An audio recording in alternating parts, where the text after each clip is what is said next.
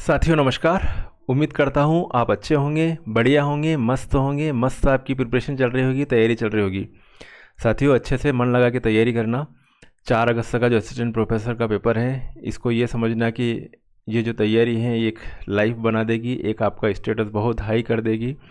जितनी भी हो मेहनत उतने कर लेना, तन मन धन जो भी लगाना हो सारी चीज़ें लगा देना इसमें। चाहे जो बुक्स परचेस करना हो, चाहे चीज़ें कहीं पे पढ़ना हो, चाहे आपका फिज़िकली आपको टाइम देना हो, सब कुछ कर लेना इस 1 महीने में। ज़्यादा समय नहीं बचा, मतलब 4 अगस्त को आपका पेपर है। तो साथियों आज जो चर्चा करने जा रहे हैं, आज हम चर्चा करेंगे जो एमपी असिस्टेंट प्रोफेसर का जो जनरल स्टडीज़ का आपका पेपर होगा और केमिकल साइंस का पेपर होगा। कुछ मेरी तरफ से क्या सजेशन है उसके बारे में चर्चा करता हूँ, और बाकी आप सेल्फ हो तो अपने वे में भी अच्छे से तैयारी करें। और कुछ आइडियाज़ अगर आपको काम आए, अच्छे से आइडियाज़ मिलेंगे आपको इस वीडियो में, तो वो आप अप्लाई करोगे तो आपको निश्चित ही कुछ ना कुछ बेनिफिट मिलेगा। और मेरे द्वारा केमिकल साइंस का कोर्स करवाया जा रहा है, उसकी एप्लीकेशन की लिंक भी मैं आपको इसी वीडियो की डिस्क्रिप्शन में दे दूँगा।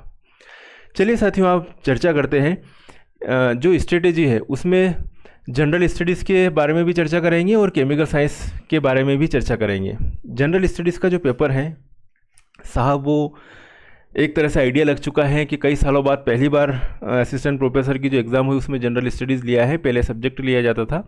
तो जनरल स्टडीज़ के पेपर में जो है किस टाइप की क्वेश्चन आए, बहुत सारा जो है एक तरह से अगर कहा जाए तो जो पेपर जो बनाया था साहब जनरल स्टडीज़ का, उस जनरल स्टडीज़ के पेपर में ये चीज़ें थी कि जनरल स्टडीज़ वाले पेपर में डीपली पूछा गया था। और जो एमपीपीएससी की तैयारी कर रहे हैं या मतलब सारी चीज़ों को अगर पूरा डीपली स्टडी कर रखी है तो उनके अच्छे नंबर आए। अदरवाइज़ बहुत सारे कैंडिडेट जो जब एग्ज़ाम देके निकले तो बहुत ये इसमें थे कि यार क्या होगा, जनरल स्टडीज़ में क्वालिफाई भी हो रहे या नहीं हो रहे।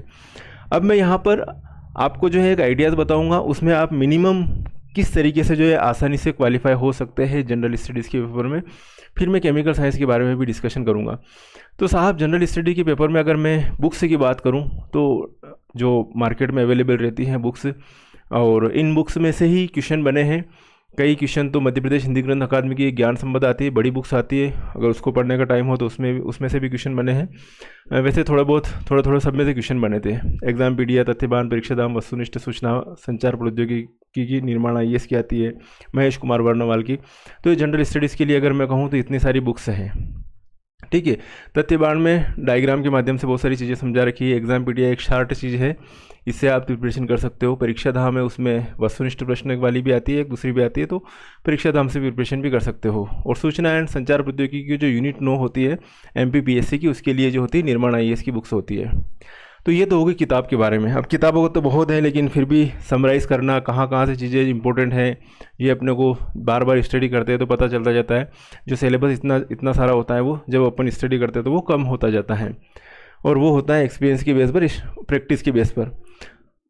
साहब मैंने भी इस पेपर को सॉल्यूशन करने की कोशिश करी, और ईमानदारी से कहूँ तो जो नंबर आ रहे थे जब पेपर जस्ट बाहर आया और मैंने ईमानदारी से इस पेपर को करने की कोशिश करी, जो जनरल स्टडीज़ का पेपर था उसमें मेरे खुद के जो है कम नंबर आ रहे थे। अगर कम नंबर आ रहे थे तो मैंने पूरा एनालिसिस किया पेपर का। मैंने पहले पेपर सॉल्व किया, वो पेपर आने के बाद तो उस पेपर में जो है ये रेशो मेरा रह रहा था, लेकिन फिर भी मेरे नंबर जो है मेरी स्ट्रेटेजी से 19 से ज़्यादा भी आ रहे थे। लेकिन ईमानदारी से पहले 50 में से जो क्वेश्चन सॉल्व कर रहा था, उन क्वेश्चन में से 50 में से मेरे 19 नंबर आ रहे थे, 19 मार्क्स आ रहे थे साहब, इतने नंबर आ रहे थे पहले पेपर में। फर्स्ट पेपर का जनरल स्टडीज़ का जो 9 जून का पेपर हुआ था उसमें। फिर मैंने पूरा उसका एनालिसिस किया। अब एनालिसिस मैंने 19 क्वेश्चन जो अटैम्प्ट कर लिए साहब, बाकी तो क्वेश्चन गलत जा रहे हैं, जो भी जा रहे हैं वो हो रहा था। अब मैंने एक प्लानिंग बनाया कि अगर मेरे को पेपर देना है इस कंडीशन में, तो जनरल में डिस्क्वालीफाई हो रहे साहब, कैटेगरी में क्वालिफाई हो रहे, कैटेगरी में 15 क्वेश्चन करना है, 19 नंबर में साहब डिस्क्वालीफाई हो रहे। अब क्या करें, तो कुछ तुक्के भी तो लगेंगे, 19 के अलावा कुछ तुक्के भी तो लगेंगे। तो एक तुक्के अपन किसी भी तरीके से लगा सकते हैं, उसमें 2-4 क्वेश्चन उसमें भी सॉल्व हो जाएंगे, तो आराम से 19 के बजाय 25 क्वेश्चन तक पहुँच सकते हैं। और अच्छी तैयारी हो, बढ़िया से तैयारी हो तो 35 तक भी गए लोग, 30-35 तक भी गए। लेकिन एवरेज अगर आप सब्जेक्ट पे ज़्यादा कंसंट्रेट करते हो और जनरल स्टडीज़ का पेपर जो है उस पर कम कंसंट्रेट कर पाए, तो भी आपको ये जो है मेरे ये नंबर 19 नंबर आते हुए भी मेरे नंबर कितने आ रहे हैं, अगर मैं सिलेक्ट करूं, हो क्या रहा था, पूरा पार्ट का मैंने डिवीज़न करा साहब, 19 नंबर आ गए, पूरा पार्ट का डिवीज़न करा। उस पार्ट में जैसे कि ए वाले जो माना कि 12 क्वेश्चन सही है, बी वाले 15 क्वेश्चन सही है, सी वाले 8 क्वेश्चन सही है और डी वाले जो है 15 क्वेश्चन सही है, अप्रॉक्स ये हैं। अब इतने क्वेश्चन उसमें सही है साहब, ए वाले 8 है, बी वाले 15, सी वाले 8 है, डी वाले 15, आपको ABCD है ना। अब जो मैंने जो क्वेश्चन किए हैं, है ना, मैंने जो क्वेश्चन किए हैं, ए वाले 12 क्वेश्चन थे, ए वाले 12 क्वेश्चन में से मेरे मात्र 3 क्वेश्चन सही हुए। ए वाले पार्ट ए जो थे उसमें से 3 क्वेश्चन सही हुए। ओके, बी वाले जो थे, वो जो ऑप्शन में बी वाले थे जो थे, बी वाले मेरे 7 क्वेश्चन सही हुए जो मेरे को आते थे अथेंटिक कि हाँ ये बी यानी बी है। सी वाले में मेरे 2 क्वेश्चन सही हुए और डी वाले में मेरे 7 क्वेश्चन सही गए। ओके, तो ये 7 7 14 15 16 17 18 19, मतलब मेरे आ रहे हैं साहब 19 नंबर आ रहे हैं। ध्यान से देखना, बहुत काम की बात बता रहा हूँ। अब मेरे को अगर रिस्क लेना है, या तो फिर मैं ABCD जो भी है मेरा लॉजिकली तरीके से जो भी लगाना हो लगा लूँ, या फिर एक तरीका ये होता है कि अगर मैं सिर्फ मैंने ऑप्शन पकड़ लिए, बाकी जो रिमेनिंग जो बचे हुए थे, रिमेनिंग जो भी कितने बचे थे, 19 के बाद 21 ऑप्शन और मेरे पास बचे हुए थे, 19 के बाद 31 ऑप्शन और, कितने ऑप्शन और थे मेरे पास, 31 ऑप्शन और मेरे पास बचे हुए पड़े थे, जिनको मैंने कुछ नहीं किया, जिनको मैंने हाथ ही नहीं लगाया। 31 और थे मेरे पास जिनको कुछ नहीं किया। 19 क्वेश्चन सही हो गए, 31 मेरे पास पड़े हुए थे।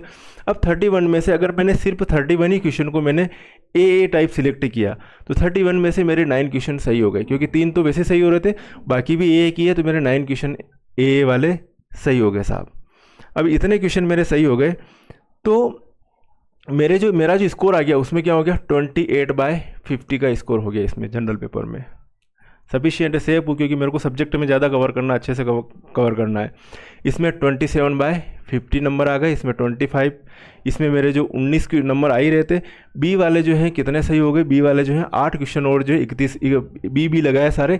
जब मैंने बी लगाया सारे क्वेश्चन बाकी 31 को, तो मेरे 8 क्वेश्चन सही हुए, मेरे यहाँ पे 27 मार्क्स आ रहे हैं। जब मैंने सारे CC लगा दिए तो यहाँ पर 2 तो वैसे सही हो रहे थे, बाकी 31 में से जो 6 क्वेश्चन मेरे CC लगाने पर मेरे सही हो गए, तो मेरे 25 मार्क्स यहाँ हो रहे।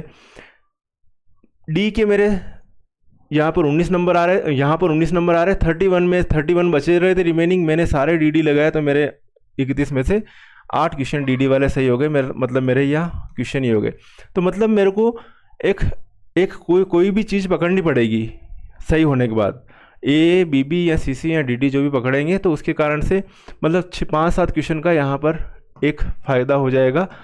9 क्वेश्चन का हो रहा है यहाँ पे 8, यहाँ पे 6, यहाँ पर 8 क्वेश्चन का। ओके, अब वो थोड़ा फ्लेक्सिबल हो सकता है कि आपको जो है इन ऑप्शन में से कौन से ऑप्शन वाले आते हैं एक्यूरेट, तो वो चीज़ ये होगी यहाँ पर। तो ये आप कर सकते हो। तो इस स्ट्रेटेजी से आप जो है मिनिमम क्वालिफाई के लिए, बहुत सारे डर रहे हैं जनरल कैटेगरी में कि यार जनरल स्टडीज़ में 20 क्वेश्चन सही होने चाहिए, तो 20 क्वेश्चन कैसे आएंगे, तो 20 तो आसानी से आ सकते हैं। अगर आप 15 क्वेश्चन 17 क्वेश्चन भी आ रहे हैं तो बाकी अगर एक पार्ट पकड़ोगे तो 20 क्वेश्चन तो आएंगे।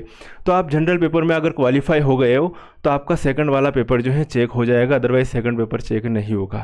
तो जनरल की स्ट्रेटेजी समझ में आ गई ना, कि ऐसा भी पेपर आओ, कुछ भी आओ, क्वालिफाई हो रहे हो, बस थोड़ा सा विधानसभा लोकसभा या जो भी ट्रेंडिंग वाले जो क्वेश्चन आते हैं थोड़ा देख लीजिएगा, वो वाले क्वेश्चन कर लीजिएगा अच्छे से जनरल स्टडीज़ में, है ना।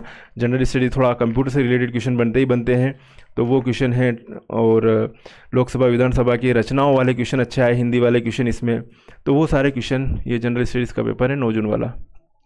तो ये चीज़ें आप कर सकते हो और जनरल स्टडीज़ में एक कॉन्फिडेंट रहेगा, क्योंकि फर्स्ट पेपर देने के बाद सेकंड पेपर में जब जाते हैं तो कम से कम ये तो कॉन्फिडेंस होना चाहिए कि सेकंड पेपर देने के लायक है, हम अच्छे से एक मतलब अच्छी तरीके से क्वालिफाई हो रहे हैं, है ना, मार्क्स आ रहे हैं। और अभी जो एवरेज जो मार्क्स हैं वो यही मार्क्स हैं एवरेज स्टूडेंट के। जिनकी ज़्यादा स्टडी कर रखी है वो बात अलग है, आप इनके अपने साथियों से पूछिएगा, चाहे जो 9 जून का पेपर दे के आए हैं उनके। तो ठीक है साहब, ये एक तो ये कैलकुलेशन हो रहा है आराम से।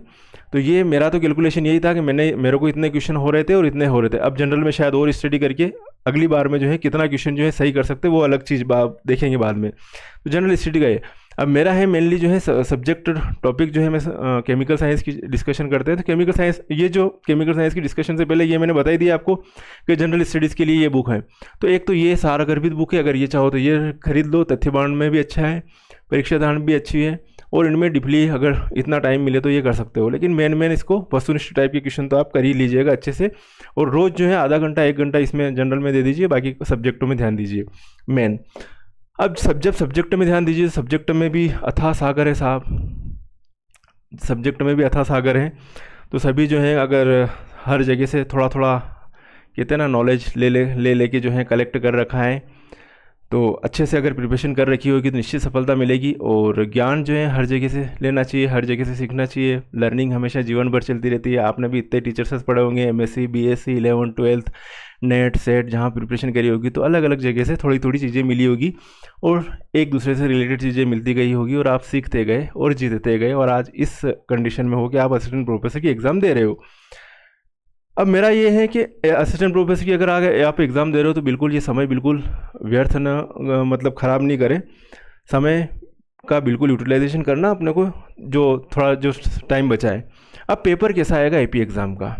अब यहाँ पर क्या है कि कई लोग जो है नेट जेआरएफ वाले जो प्रिपरेशन करते हैं वो लोग भी इसमें पीछे रह जाते हैं, डिस्क्वालीफाई हो जाते हैं, सिलेक्शन नहीं ले पाते। और एक नॉर्मल कंडीशन में जो पीजीटी क्वालिफाई है या जिनका जस्ट अभी सेट निकला है या जिन्होंने पीएचडी भी कर रखा है लेकिन रनिंग में अच्छा है, उनका अच्छी प्रैक्टिस कर रखी है, तो वो लोग भी यहाँ पर अभी दौड़ चल रही है, रनिंग चल रही है, कौन आगे रहेगा कौन पीछे रहेगा।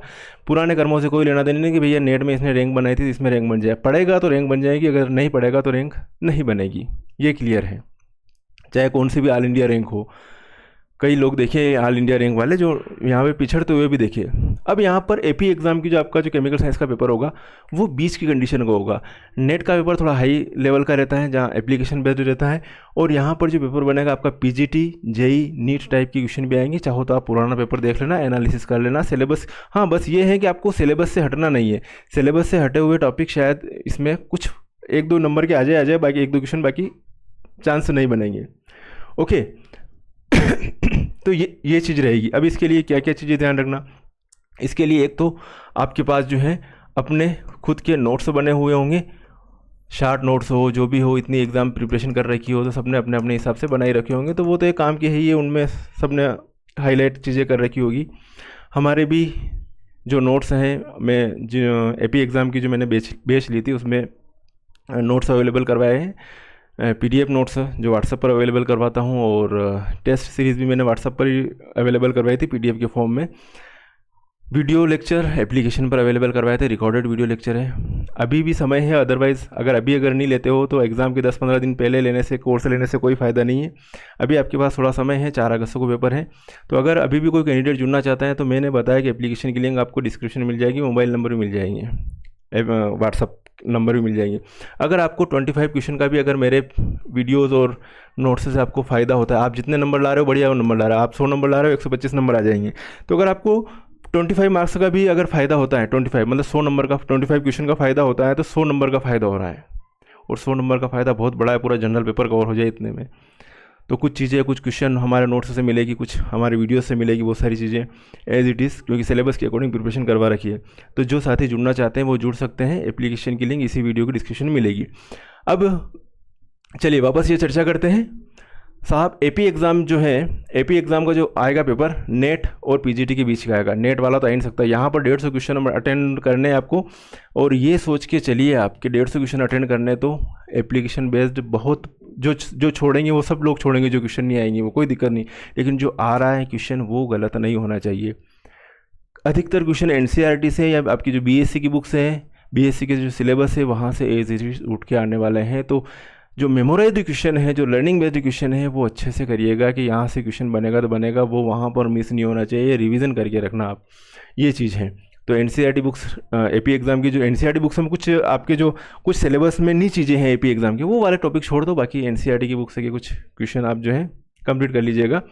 ओके, प्रैक्टिस वाले क्वेश्चन है वगैरह वो कर लीजिएगा। जेईई नीट की पुराने सॉल्व पेपर की बहुत सारी किताब आती है, अरिहंत, उपकार जो भी आती हैं, या जो भी आपके अच्छे समझ में आया तो वहाँ से थोड़ा ओल्ड पेपर के थोड़े क्वेश्चन कर लीजिएगा, नीट वाले या वो, तो वो भी कर सकते हो, क्योंकि इसमें 20 की कंडीशन है साहब एपी एग्ज़ाम में।